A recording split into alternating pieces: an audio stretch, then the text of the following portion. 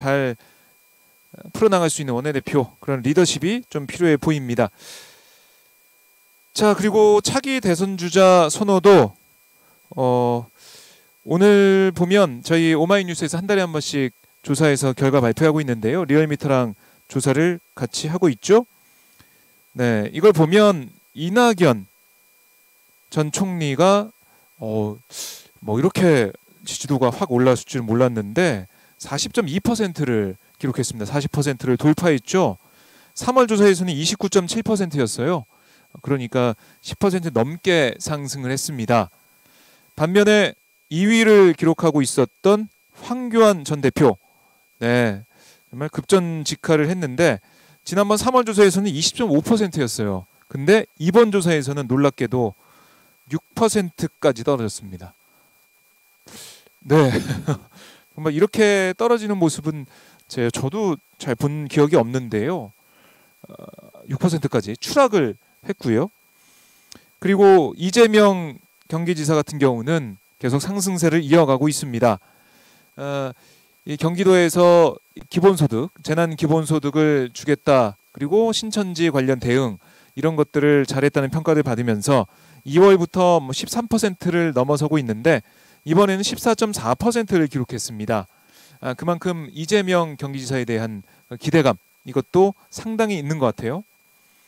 그 이후에 홍준표 전 대표가 7.6%로 올라섰는데요. 홍준표 전 대표가 복당을 할 수 있을지 없을지 이건 좀 모르겠습니다. 김종인 비대위체제가 들어서면 쉽지 않을 것 같다는 생각도 드는데 홍준표 전 대표가 3위로까지 올라섰고요.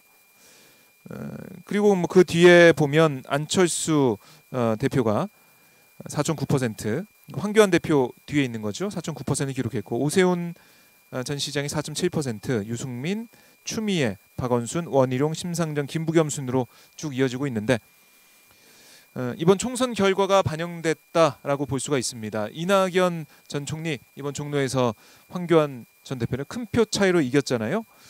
그걸 보면서 그리고 또 이번 총선을 승리로 압승으로 이끈 그런 리더십을 보면서 국민들이 이낙연 전 총리에 좀 힘을 몰아주고 있고 여론조사 이 과정에서도 이낙연 이 전 총리가 차기 대권 주자로 좀 좋겠다라는 선호도를 많이 보여줬습니다.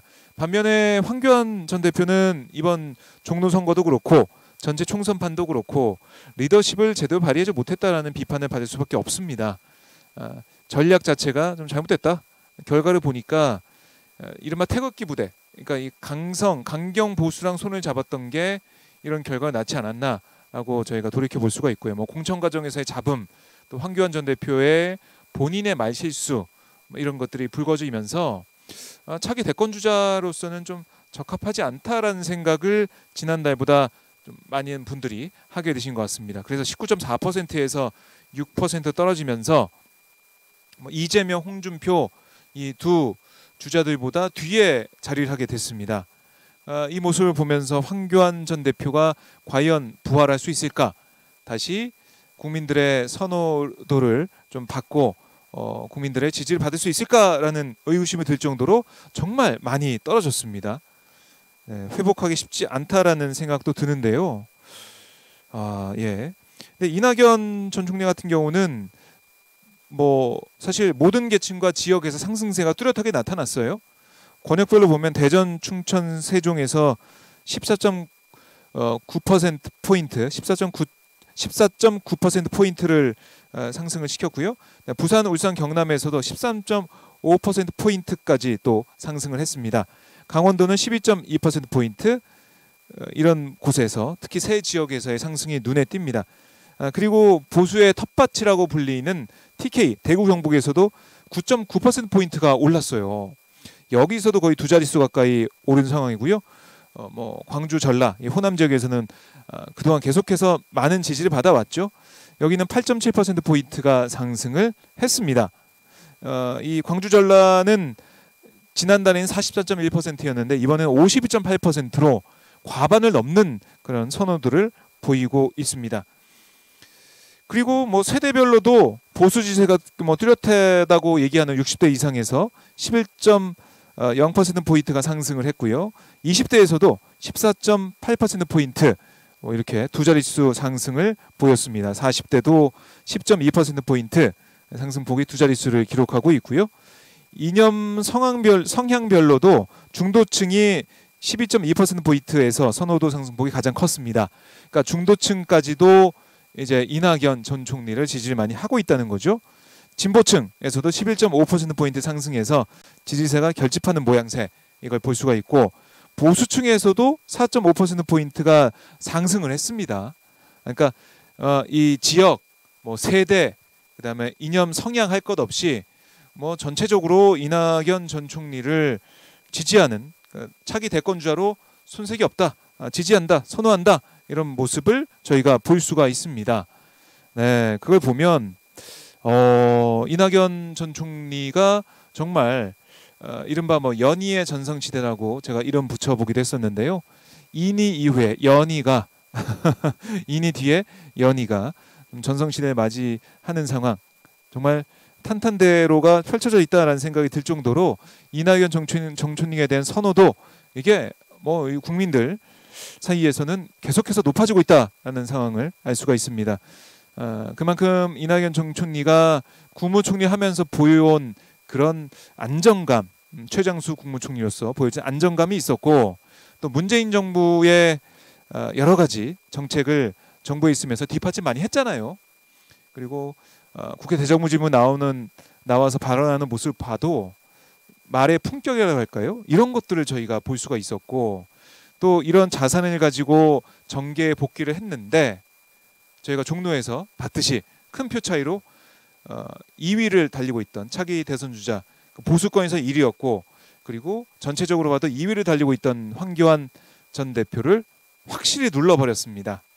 이걸 보면서 이낙연 전 총리가 잘하는구나 이런 생각을 많이 가지고 있는 걸로 보이고요. 그리고 전체적인 총선판에서도 이낙연 전 총리가 전국을 누비면서 유세를 했습니다.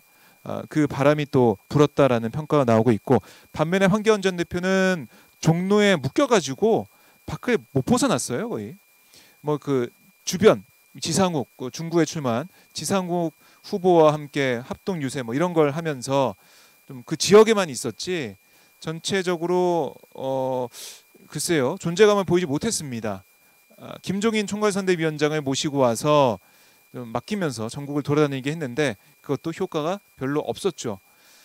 본인이 교회 발언이나 N번방 사건 발언 이런 걸 얘기하면서 투표용지 길어서 키 작은 사람 힘들다 이런 취지의 얘기를 하면서 문제를 불러일으켰다. 그걸 보면 오히려 당대표가 선거 전략에 있어서는 마이너스를 준 게 아니냐 이런 얘기가 나올 정도로 혹평을 많이 받았습니다. 그리고 공천 과정에서도 민경욱 의원을 계속해서 안 났죠. 네. 결국 총선 이 공천 받았는데 결과는 패배였습니다. 그리고 차명진 후보 같은 경우도 이게 기자들도 보면 어떻게 공천 받았지라는 생각했거든요. 왜냐 김순례 최고위원 같은 경우는 5.18 망언으로 공천 못 받았습니다. 근데 공관위에서 차명진 후보는 경선 기회를 준 거예요. 그래서 총선에 공천이 된 거예요. 그러니까 컷오프가 안 된 게 참 희한했다라는 생각을 했는데요. 이게 나비 효과처럼 통합당 선거 전략에는 정말 큰 악영향을 끼쳤습니다. 그렇기 때문에 황교안 전 대표가 리더십을 제대로 발휘하지 못했고 공천에서도 실수를 했고 또 선거 과정에서도 자신이 또 말로써 표를 깎아먹는 모습을 보였기 때문에 이 국민들이 다 알거든요. 정말로 이 6%까지 떨어지는 일이 있을 줄이야. 네, 19.4%에서 지난달에 6%까지 정말 추락을 했습니다. 반면에 이재명 지사는 상승을 하고 있는 모습. 홍준표 전 대표도 이번 총선 통해서 무소속 출마해서 복귀했잖아요. 어쨌든 보수에 있어서는 눈에 띄는 인물일 수밖에 없습니다. 물론 김종인 비대위 체제가 들어서면 이 당에 복당할 수 있을지는 모르겠지만 어쨌든 홍준표 전 대표의 약진을 또 저희가 눈여겨볼 수가 있고요. 안철수 대표는 뛰기만 했어요. 확실히 우리가 두 가지는 알았습니다. 안철수 대표가 정치를 그만두면 잘하는 건 두 가지는 있겠구나. 의사, 마라톤. 두 가지는 정말 잘할 수 있겠구나. 이걸 저희가 발견할 수 있는 이번 총선 기간이 아니었나 싶고요. 오세훈 전 시장 같은 경우도 뭐 어쨌든 지역에서 열심히 활동을 했지만 고민정 후보의 벽을 넘을 수는 없었습니다.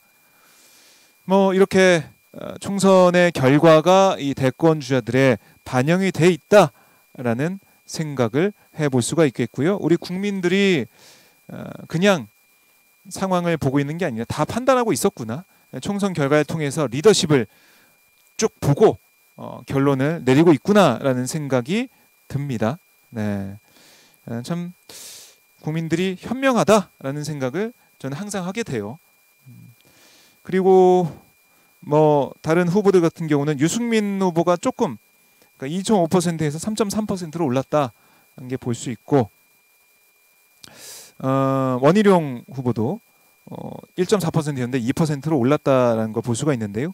그러니까 뭐 도토리 키재기라고 볼 수는 있겠지만 황교안 전 대표가 이제 아니니까 대선 주자로서의 선호도가 확 떨어지니까 그럼 차기 대선 주자는 누구를 뽑아야 되지? 이런 생각에 다른 주자들이 조금씩 올랐어요. 네, 근데 김종인 비대위원장이 아마 될 텐데 제가 볼 때는 김종인 전 위원장 같은 경우는 40대 그러니까 70년대생 경제 전문가를 차기 대권자 생각하고 있어요. 저희가 얘기하고 있는 이런 사람들 중에 없잖아요.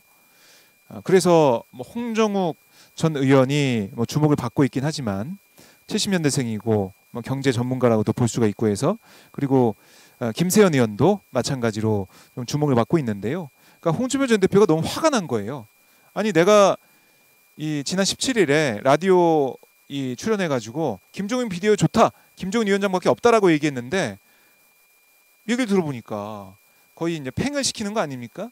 홍준표, 유승민, 안철수 세 사람 지난 대선 때 검증을 받고 다 지나간 사람이다 뭐 이런 식으로 얘기했지 않습니까? 그러니까 홍준표 전 대표가 화가 났는지 뭐 언론 인터뷰도 그렇고 자신의 유튜브 방송도 그렇고 김종인 전 위원장의 이 뇌물 수수 혐의, 뇌물 혐의 이걸 끄집어내서 27년 전이라서 아마 젊은 세는 잘 몰랐을 텐데요. 동아은행 뇌물 사건 그걸 끄집어내서 계속해서 공격하고 있습니다. 윤리적으로 깨끗하지 않다 이걸 계속 공격하고 있는 거죠. 근데 저는 이걸 들으면서 아니 그러면 예전에 박근혜 비대위에서 한번 모셔오고 뭐 이랬던 건 뭐지? 뇌물을 받았던 이런 사람인데 이걸 알면서도 이런 사람을 모시고 왔나? 이런 생각이 들더라고요. 네. 물론 뭐 민주당에서도 데리고 와서 총선을 이끌게 했지만은 이 새누리당 계열 이 자유한국당과 미래통합당 거치면서 계속해서 김종인 위원장을 데리고 와서 쓰려고 하잖아요. 이게 맞는 건지 시대 정신과 맞는 건지 좀 이런 생각도 드는 상황입니다. 오늘 오후에 김종인 비대위를 추인하는 절차가 진행이 될 텐데요. 어떻게 결정될지는 좀 봐야겠지만은 아마 김종인 비대위가 들어설 가능성이 커 보입니다. 오늘 오전에 지금 아마 시작이 됐을 텐데 미래통합당 21대 국회에 입성하는 당선인들의 총회가 있거든요. 여기서 어떤 얘기 나올지 모르겠지만은 저는 방법론과 절차를 문제 삼을지 몰라도 김종인 비대위를 거부하기 쉽지 않을 거라고 봐요. 외부에서 올 사람이 또 마땅치가 않고요. 아예 뭐 환골탈태를 한다고 하고 있으니까 당 내부에서는 이걸 새롭게 태어날 수 있는 동력은 좀 떨어지지 않나 이런 생각을 해봅니다. 이 방송 여러분들의 성원으로 만들어지고 있습니다. 화면 하단에 보면 010-3270-3828 010-3270-3828 보시면 이쪽으로 연락 주시면요. 저희 오마이TV의 자바치 시청률을 내실 수가 있습니다. 저희 뭐 이렇게 한 달에 한 번씩 대권 주자 지지 선호도 이것도 저희가 방송을 하고 있는데 이것도 좀 봐주시고 현장 상황들 하나하나 체크하시면서 저희 오마이TV 박종화 헬스팟을 통해서 보실 수가 있습니다. 그러기 위해서는 저희 성원과 응원을 주셔야 됩니다.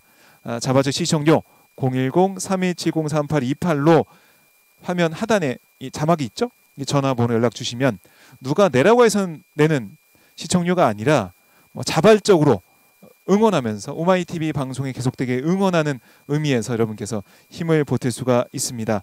저희가 계속해서 기다리고 있습니다.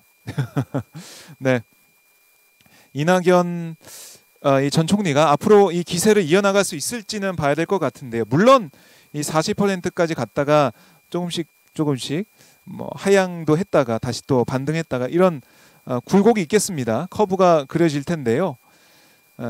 근데 뭐 지금 상황을 보면 앞으로 큰 선거가 없지 않습니까? 뭐 재보선이 내년에 부산시장 선거가 있겠지만은 이런 거 보면 사실 보면 계속 이어질 수밖에 없는 것 같아요. 이낙연 전 총리와 이재명 지사의 양강 구도는 계속 가지 않을까. 물론 이낙연 전 총리가 월등히 앞서가고 있지만 이런 상황이 될 것 같고요. 선거가 좀 있어야 주자들이 또 튀고 주목을 받을 텐데 이번 총선을 통해서 주목받았고 내년 재보궐쯤에서도 아마 또 주목받는 일이 있지 않을까라는 생각을 합니다. 이 조사 개요를 또 말씀을 드려야겠죠? 네, 오마이뉴스가 여론조사 전문기관 리얼미터에 의뢰해서 지난 20일부터 24일까지 5일간 전국 만 18세 이상 성인 남녀 2,552명, 응답률 4.5%, 5만 6,601명을 접촉해서 응답률 4.5%를 기록했고요. 이렇게 조사를 한 4월 대선주자 선호도 결과입니다. 리얼미터를 보시거나 아니면 저희 홈페이지 보셔도 되고요. 무선 10%, 전화 면접과 무선 70%, 유선 20% 자동응답 혼용을 했고 무선 전화 80%와 유선 전화 20% 병행 무작위 생성 표집 틀을 통한 임의 전화 걸기 방식으로 실시를 했습니다. 표본 오차가 95% 신뢰 수준에서 플러스 마이너스 1.9%포인트입니다. 자세한 결과 자료는 저희 오마이뉴스 홈페이지에 가시면 자료 기사에 보면 자료 보기가 있습니다. 그걸 클릭하시거나 리얼미터나 중앙선거여론조사 심의위원회 홈페이지를 참조하시면 되겠습니다. 네, 이렇게 봐주시면 되고요. 그러니까 쭉 보면 정말로 이제 우리 정치, 우리 사회의 주류가 바뀌고 있다는 생각도 들어요. 차기 대선 주자 선호도까지 이렇게 저희 원사이드하게 지금 한번 보십시오. 이재명 지사와 황교안 전 대표 전 총리 합쳐 보세요. 몇 퍼센트입니까? 54.6%예요. 네, 과반을 넘었습니다. 그러니까 이걸 보면 이제 정말 주류가 우리 사회 주류가 진보, 중도 진보 이쪽으로 넘어왔다, 확실히 넘어왔다는 생각이 들고요. 그러니까 황교안 전 대표가 집착했던 그런 태극기 세력 그리고 보수 유튜버들이 지금도 선거가 조작됐다라고 얘기하고 있는데요. 이런 목소리를 내는 그 포션은 점점 줄어들고 있다라고 볼 수가 있습니다.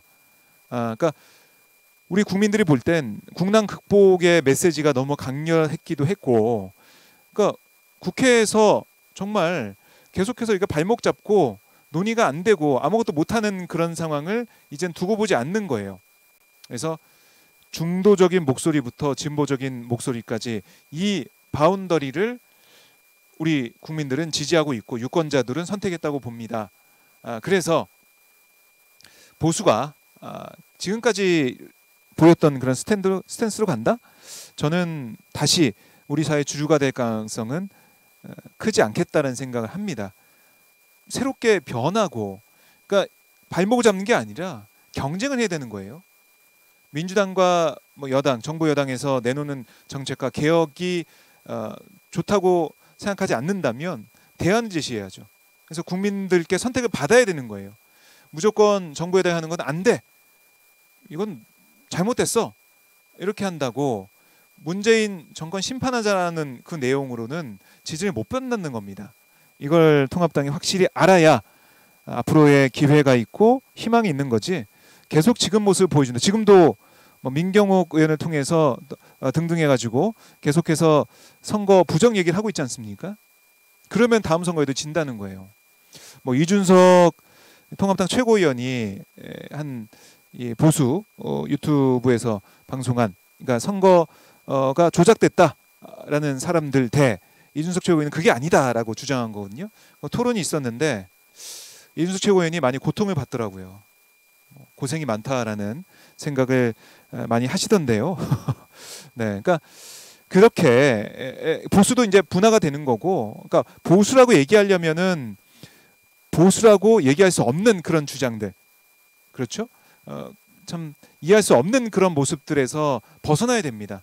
절연을 해야 되고 그 양극단을 배제한 상황으로 통합당이 와야 되는 거거든요. 근데 그걸 잘 할 수 있을지가 모르겠어요.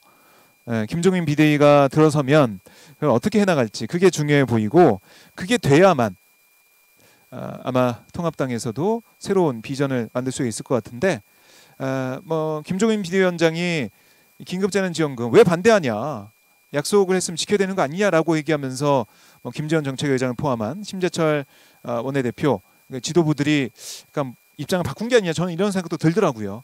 그러니까 김종인 비대위가 들어서면 민주당도 좀 긴장을 더 해야 될 것 같아요. 김종인 위원장이 어쨌든 경제를 계속 쟁점화하면서 여러 가지 그 대안도 내려고 할 거란 말이죠.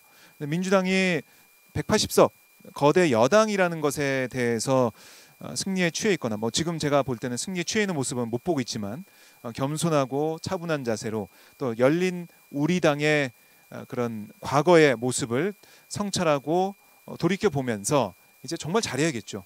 네, 잘해야지 다음 대선에 또 국민들이 표로 선택을 하지 않습니까? 그때까지 잘 만들어 가야겠다. 저는 이렇게 생각을 합니다. 그래서 더 민주당의 원내대표, 원내 리더십 이걸 만드는 선거가, 다음 달 선거가 중요하고요. 네, 미래통합당이 당명을 또 바꿀 것 같아요. 어떤 걸로 바꿔야 될까요? 당 이름이 너무 많이 바뀌어가지고요. 당 색깔도 바뀔 거 아닙니까? 핑크색에서 해피핑크에서도 어떤 색깔로 바뀔지. 참 이러다가 쓸 색깔이 없을 수도 있겠다라는 생각이 드네요. 요즘 주변에 핑크색 옷을 사 입고 못 입는다라는 분들이, 봄인데 못 입는다라는 분들이 계시던데 네, 색깔을 어쨌든 바꾼다고 합니다. 어떤 색깔로 바꿀지, 당명과 색깔만 바꾼다고 해서 보수가 개혁되고 새로운 세력이 되는 건 아니겠죠. 사실 이번에도 어쨌든 어떻게든 바른정당 세력과 뭐 다른 전진 4.0 이현주 의원을 포함해서 다 합친다고 합쳤어요. 박형준 위원장이 와서 더 혁신과 통합위원회 만들어서 회의하고. 근데 국민들 볼 때는 바뀐 게 아니었잖아요. 간판가리 한 거예요. 그냥 보수가 바뀌지가 않았어요. 당이.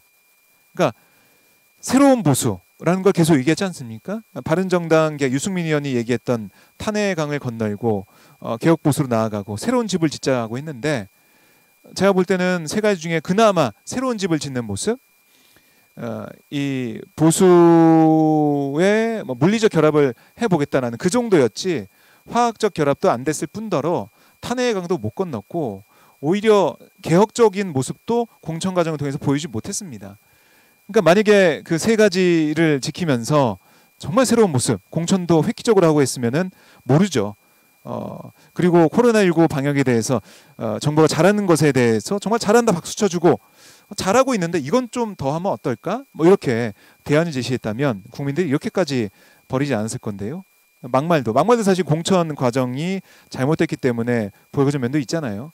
그렇게 했다면 가정이지만 그렇게 했다면 이렇게까지 참패하지 않았을 텐데, 통합당은 곱씹어보고 성찰하고 반성을 해야 됩니다. 네. 근데 뭐 어떻게 될지 모르겠습니다.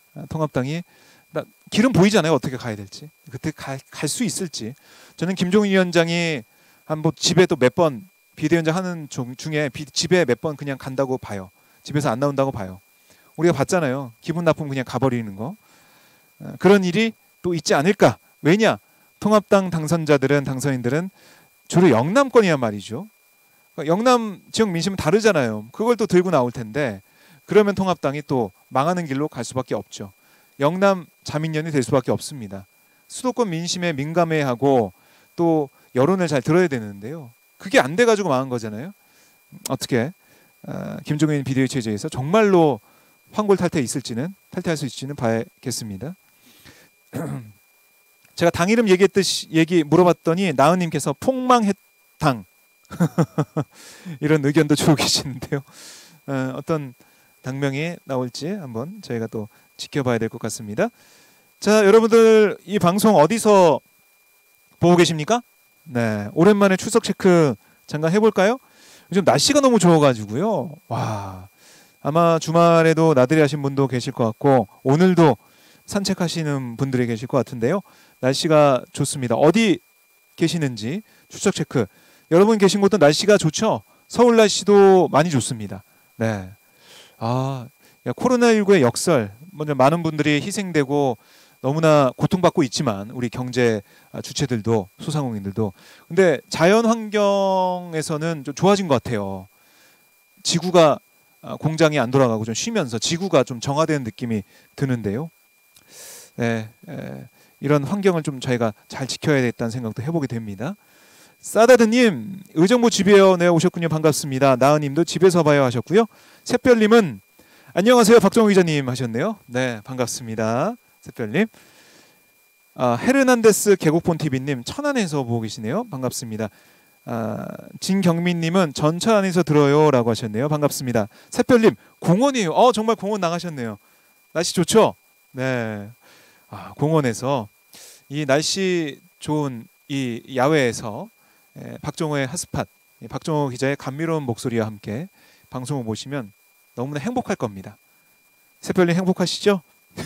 네, 반갑습니다. 구슬님은 방콕이라고 하셨고요. 심순옥님은 집에서 봐요 하셨습니다. 방주환님은 안산이요 라는 또 말씀을 주고 계시네요. 김효선님, 저는 사무실에서 근무하면서 또 이게 몰래 보는 맛이, 몰래 보시는 건가요? 네, 몰래 보는 이 방송, 라디오 듣고 이런 게 더 좋잖아요. 네, 반갑습니다. 네, 그리고 고희정님, 황교안 총리 때 같이 박근혜랑 황교안 총리가 법정 갔어야 하는데 이게 무슨 시츄에이션이냐 이런 말씀도 하고 계시네요. 김효수님은 이어폰하고 보신다고. 네, 반갑습니다. 정래영님, 저도 근무하면서라고 하셨네요. 산에 올라서님, 그렇게 감미롭진 않아요. 네, 네. 팩트로 말씀하고 계시네요. 네. 그래도 봐주셔서 너무나 고맙습니다. 고희정님은 서울 식물원 근처요라고 하셨고요. 박미자님도 박미자님은 황교안 화이팅. 황교안 전 대표가 계속 대표 자리에 있어야 되는데 이런 생각 하시나요? 아니면 정말 이 보수 진영의 단독 후보가 대선 후보가 됐으면 좋겠다 이런 바람도 있으실 것 같습니다. 자, 조은님께서는 감미롭지 않고 남사스럽다고 합니다. 네, 관심 고맙습니다. 맘모모님도 모모맘님이라고 할까요? 네, 여기도 몰래 방송, 몰방 들어요. 청주도 화창합니다.라고 하셨습니다. 청주도 날씨가 좋군요. 참 설레게 하는 그런 날씨가 이어지고 있습니다. 뭐 이런 가운데 이낙연 전 총리의 차기 대선 주자 선호도 40% 넘으면서 더 기분이 좋으실 것 같습니다. 네. 그러니까 이런 추세가 언제까지 갈지 모르지만 저는 이게 금방 무너지거나 할 것 같지 않습니다. 이 세대 교체, 세력 교체가 이루어지고 있어서요. 이게 뭐 20, 30대가 이제 뭐 30, 40대로 가고 있고, 그리고 40대가 또 50대가 되고 있고, 50대 또 좀 진보적인 분들이 60대가 되고 있고, 그러니까 이게 나이만으로도 나눌 수 없는 그런 상황이 된 거예요. 그만큼 우리 사회가 진보하고 있다. 더디지만 진보하고 있고 그게 선거를 통해서 드러나고 있다라고 볼 수가 있습니다. 김효수님은 충북 증평도 좋아요라고 하셨네요. 네, 반갑습니다. 조은님께서는 청주 하시니 9,900원 광주에 청주 마시고 싶다라는 그 말씀이시죠? 네, 반갑습니다. 네, 든든한 이낙연 전 총리님, 산에 올라서님 이런 말씀도 하고 계십니다. 고희정님은 황교안은 못 지켜줘서 아쉽긴 하지요. 그래요, 못 지켰네요. 너무 이겨버려서 못 지켰는데 황교안 전 총리가 다음 재보선을 통해서 부활할 수 있을 수도 있어요. 여러분들 희망의 끈을 놓지 마시기 바랍니다. 어떻게 될지 모릅니다. 홍준표 전 대표가 당에 못 들어가고 그러면 황교안 전 총리가 또 대안으로서 부상할 수 있지 않을까라는 여러분들의 바람을 말해 봅니다. 예. 이분 대화명 바꾸셨네요. 나배 현진 아우님. 배현진 얘기하시는 거죠? 배현진 당선인. 나배 현진 아우님께서 박종희 기자님 반갑습니다 하셨습니다. 박평진님 미국 캘리포니아에서 보고 계시네요. 반갑습니다. 여러분들 이 방송 여러분들 성원과 응원 자바저 시청료 안 주고 계신 분들은 네, 좀 주셨으면 고맙겠습니다. 010-3270-3828 이 전화번호 연락 주시면 여러분들의 성원과 응원 자바저 시청료를 내실 수가 있습니다. 작은 방송 힘없고 골방에서 지금 방송하고 있지만 여러분들의 따뜻한 이 댓글과 또 성원과 응원 그걸로 저희가 이렇게 지치지 않고 방송할 수가 있습니다. 나은님께서 젊은 애들도 이낙연 의원님 너무 좋아하시더라고요. 네, 맞아요. 뭐 선거 때도 인증샷 이 젊은 세대들과 찍고 계시던데요.